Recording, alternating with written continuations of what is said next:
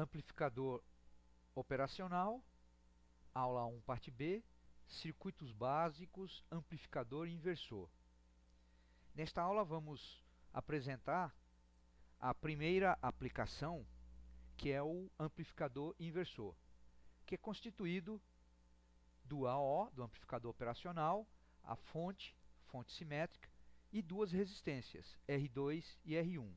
Nesse caso, a carga não é considerada parte do amplificador. Então, o amplificador é R1, R2 e o amplificador operacional.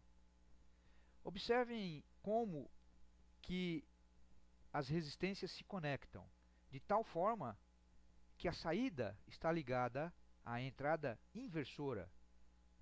Dizemos que existe realimentação negativa, que é a principal característica dos amplificadores com operacional. VE é a tensão a ser amplificada.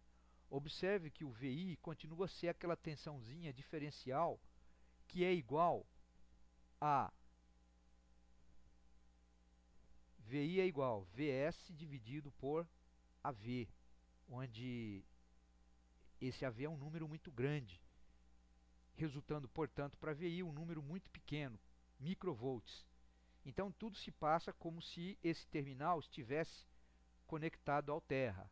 Como não é uma conexão verdadeira, dizemos que existe aí um terra virtual, ou um curto-circuito virtual entre a entrada menos e a entrada mais.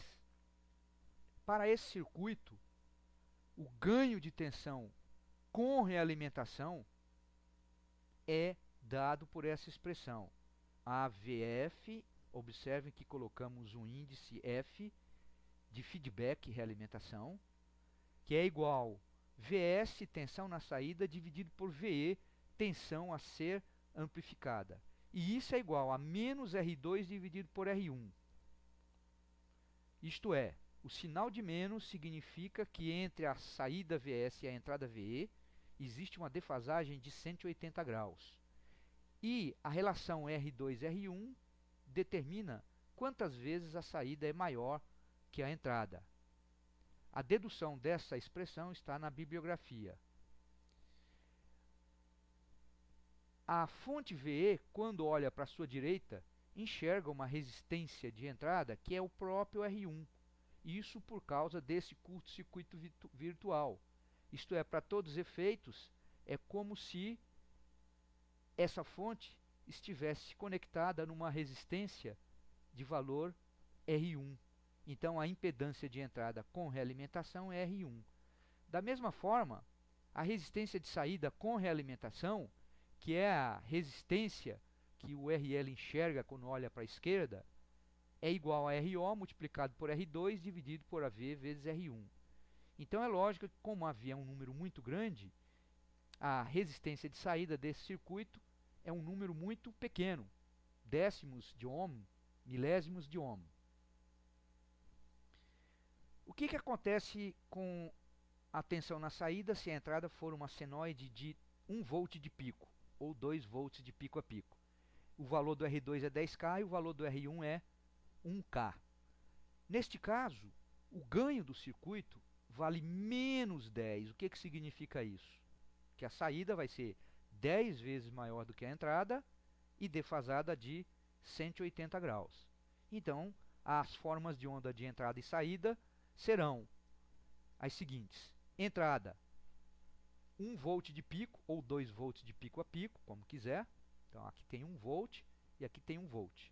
E a saída 10 volts de pico ou 20 volts de pico a pico. E observem, defasado de 180 graus em relação à entrada. Quer dizer, quando a entrada é máxima positiva, a saída é mínima negativa. Quer dizer, quando aqui é 1 volt, aqui vale menos 10 volts. Quando aqui é menos 1 volt, aqui vale mais 10 volts. O que acontece se a tensão de entrada for uma tensão contínua, 1 volt? Observe que agora o ganho vale menos 5. Quer dizer, a relação R2-R1 é menos 5. Significa que a tensão na saída vai ser 5 vezes maior que a entrada e, novamente, com fase invertida. Se eu colocar um voltímetro digital aqui na saída, a indicação no display vai ser de menos 5. Se, por exemplo, a gente inverter aqui a tensão de entrada, for uma tensão com essa polaridade, dizemos que o V de entrada é menos 1 volt. Nesse caso, a saída vai ser mais 5 volts. A saturação. A máxima e a mínima tensão que é possível de obter na saída depende das amplitudes da alimentação. Por exemplo, se a alimentação for mais 15, menos 15, significa que o valor máximo da saída vai ser aproximadamente mais 14 volts. E o valor mínimo da saída, menos 14 volts. Quer dizer, a saída máxima é o VCC menos aproximadamente 1 volt e a saída mínima é menos VCC mais 1 volt. O que a gente enxerga na saída se a entrada for uma tensão senoidal de 3 volts de pico? Então, como o ganho é 5, é menos 5, então, teoricamente, a saída vai ter menos 15 volts de pico.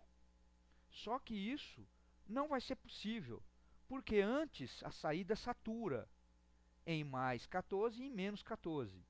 Então, de fato, o que nós vamos ter na saída é esta forma de onda. Quer dizer, não é uma tensão senoidal. Ela antes satura, quer dizer, não atinge mais 15 menos 15.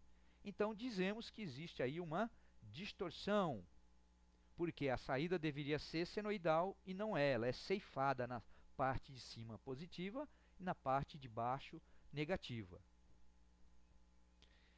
Então por hoje terminamos, até a próxima aula, portanto.